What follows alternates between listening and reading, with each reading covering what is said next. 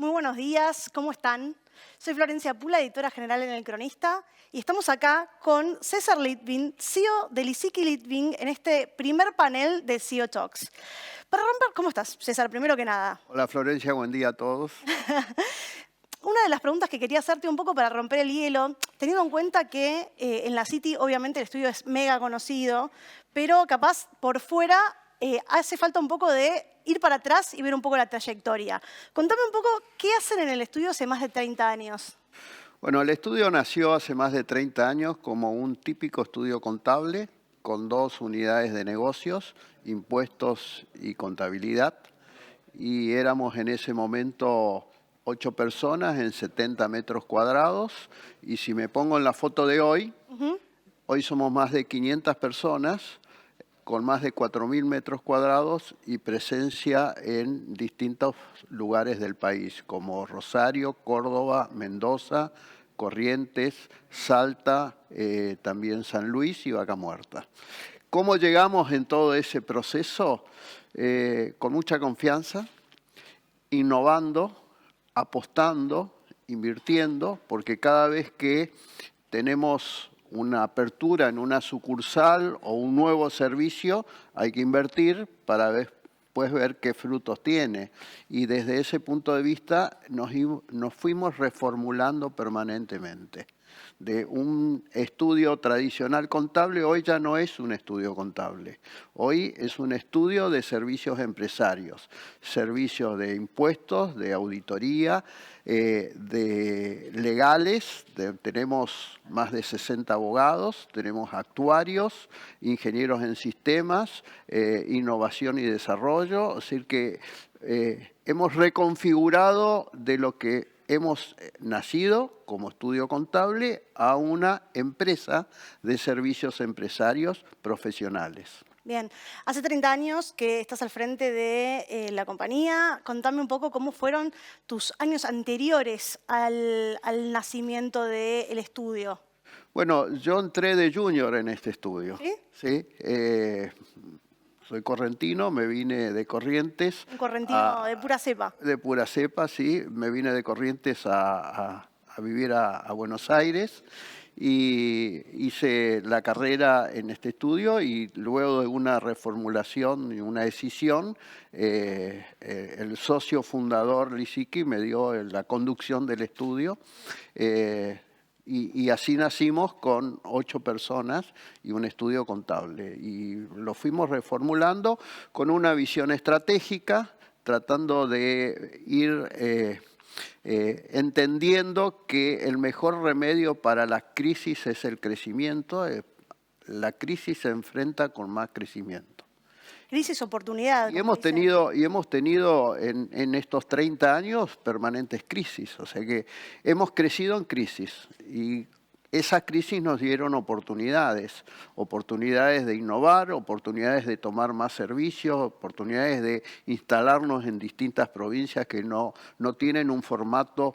Nosotros tenemos 24 unidades de negocios, entonces nadie tiene este tipo de formatos de estudio mediano. No somos las Big Four, pero es un estudio netamente argentino y sí somos referentes en algunos temas. Bien, te quería preguntar, digo, con tanta experiencia, y me gusta esto de que sos un caso de éxito desde lo más bajo de la pirámide en términos organizacionales hasta lo más alto de la pirámide como CEO. Contame un poco tu experiencia en estos 30 años y contame el secreto, digo, ¿cómo se convierte uno en un buen CEO?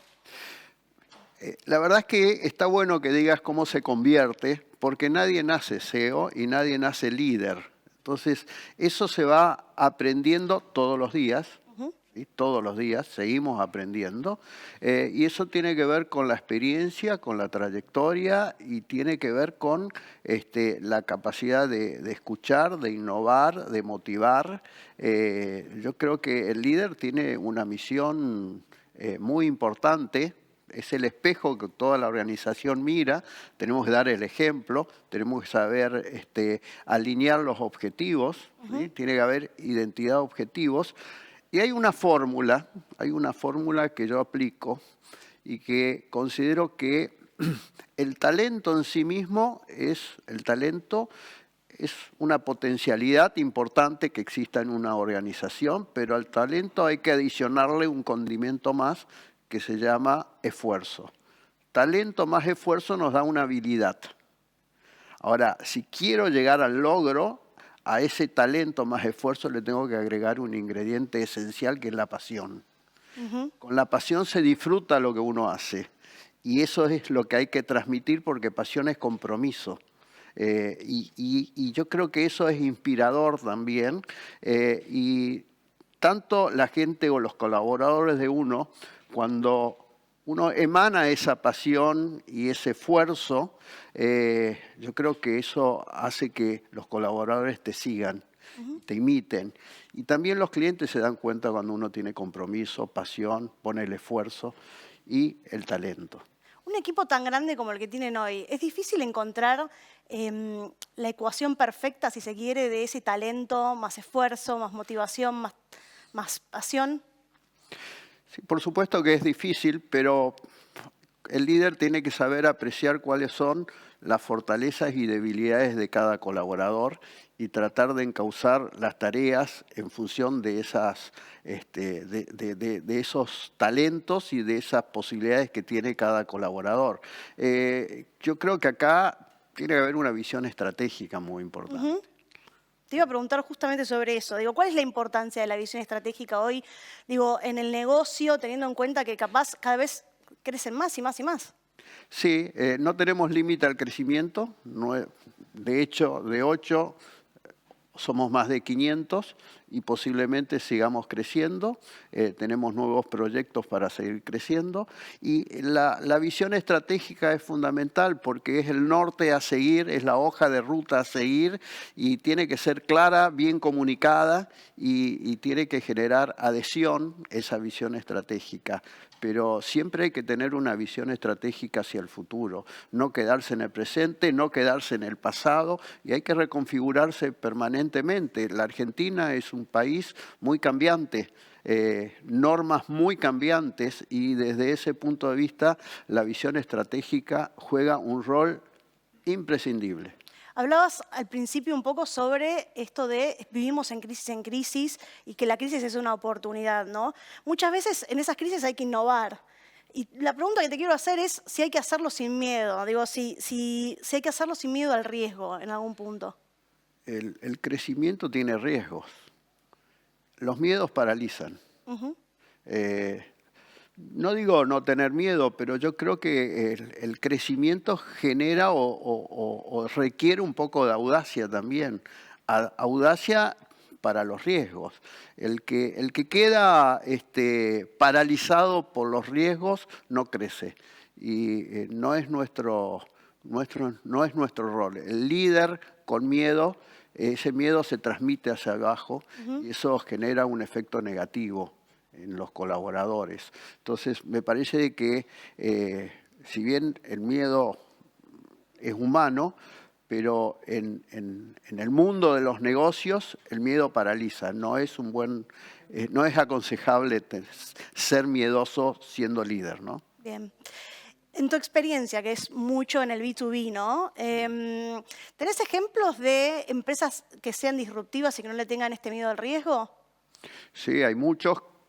Muchas son conocidas, otras las conozco yo en la intimidad de los clientes.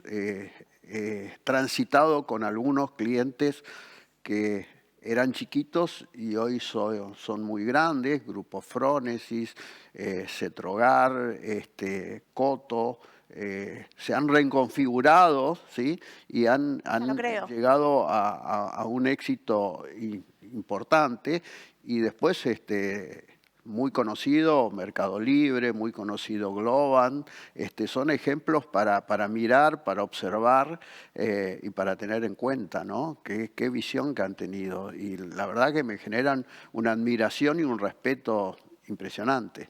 ¿Te parece que desde Argentina se pueden crear esas empresas de clase mundial? ¿Qué nos falta? Bueno, ¿qué falta? Yo creo que faltan muchas cosas.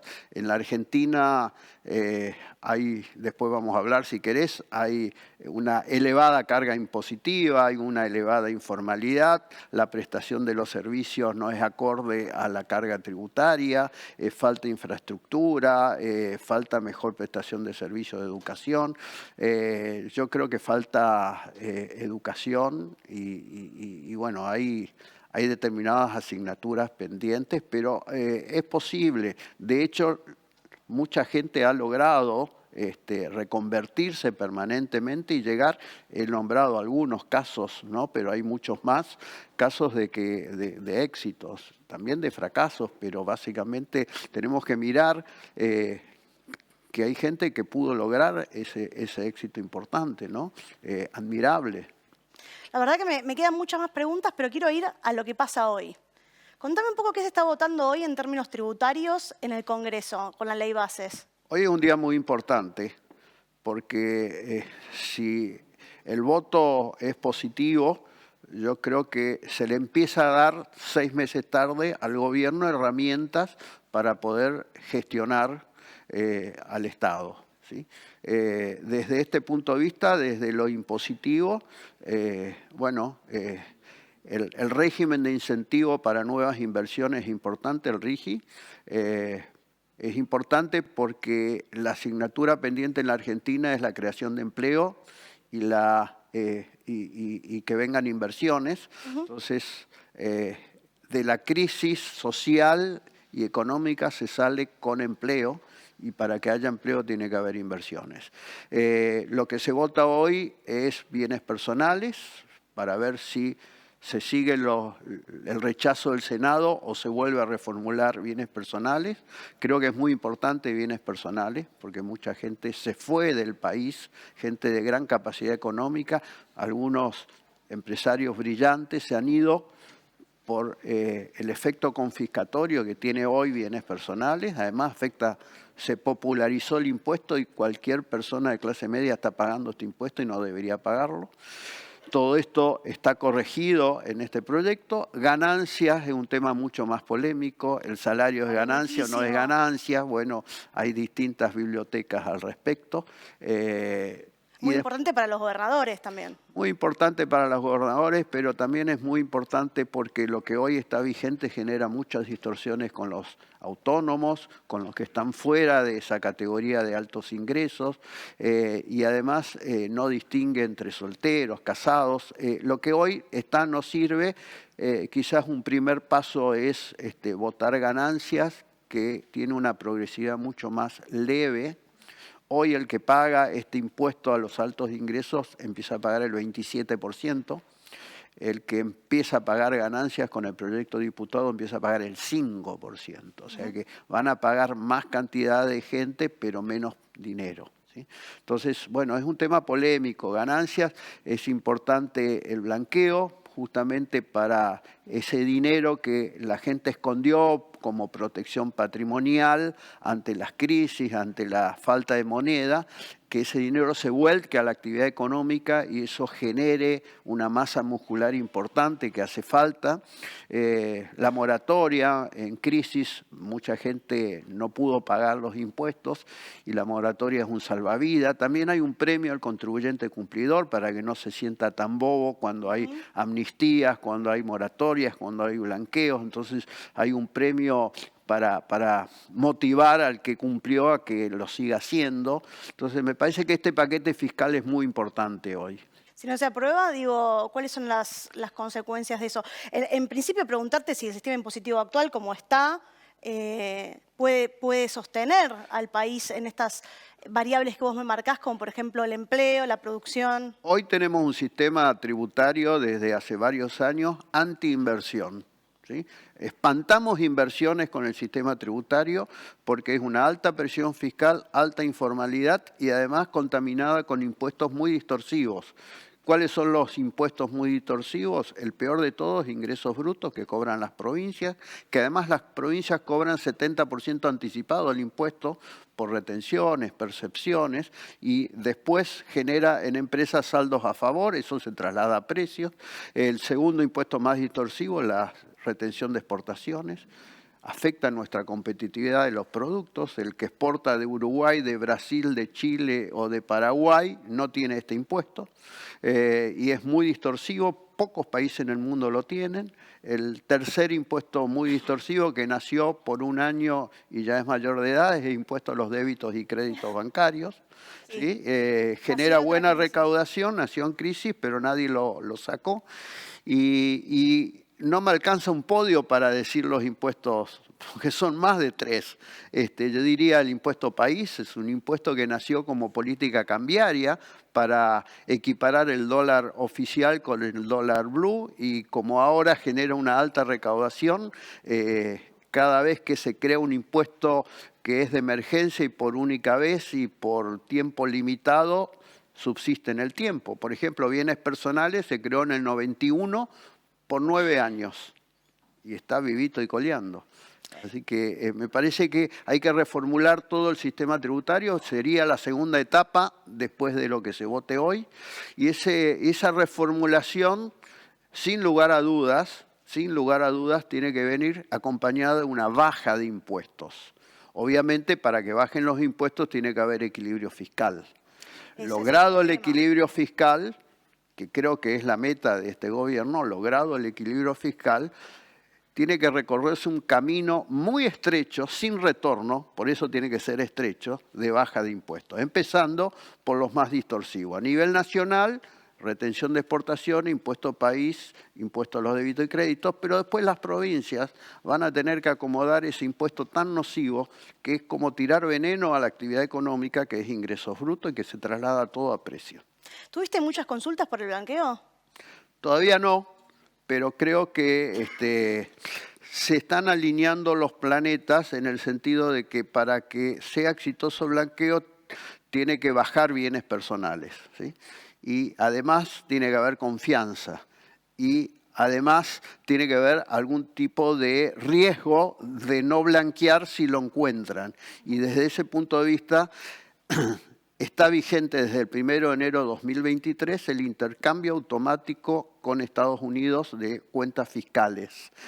Y el primer reporte, si no ocurre nada raro en el camino, llegará en septiembre de este año.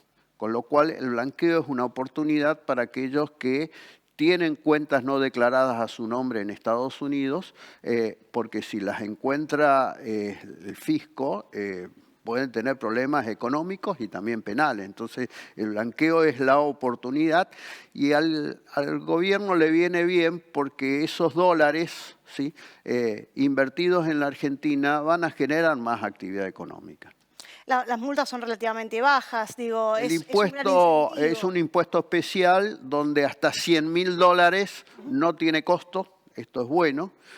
Cuando supera los $100.000 está la opción de dejarlo inmovilizado o invertir en alguno de los instrumentos que fije la reglamentación sin costo, o pagar en la primera etapa un 5% hasta septiembre, de octubre a diciembre sube al 10% el costo del blanqueo y de enero hasta abril del año que viene sube al 15%. Es decir, que al que madruga Dios lo ayuda. Exactamente, exactamente. Bueno, nos quedamos sin tiempo, César, pero la verdad que muy interesante todo lo que charlamos. Hablamos un poquito sobre tu experiencia como CEO, que me pareció súper interesante, esto de que empezaste como trainee, como pasante casi, y llegaste a tu puesto de CEO, y también sobre el banqueo y otras cuestiones fiscales que le hacen falta a la Argentina de hoy. Así que muchísimas gracias por estar. No, gracias a vos y al cronista, por supuesto, por la organización de este gran evento. Bueno, muchísimas gracias. Para los que están del otro lado, les digo que todavía queda mucho más de este evento de CEO Talks organizado por El Cronista y la revista Apertura. Gracias.